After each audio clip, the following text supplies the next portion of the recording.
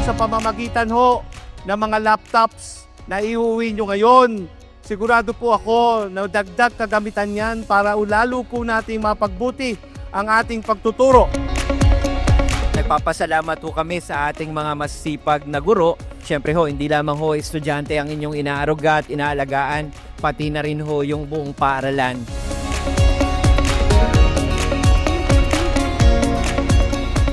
Makaasa po kayo na talagang ating Special Educational Fund ay talaga namang ramdam sa ating lalawigan ng Bataan at talagang binibigay natin yung parte para sa ating education system.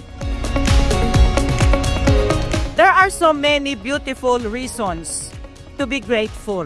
Great leaders, visionary, and proactive government officials here in the province of Bataan. For this year, dahil marami pong sigurado naging challenges ang bawat isa sa atin, pero sa huli, sa tulong po ng Panginoon, sa tulong po ng bawat isa, ay nalagpasan po natin, I believe, with flying colors ang 2024 at lahat po tayo ay looking forward para po sa mas masaganang 2025.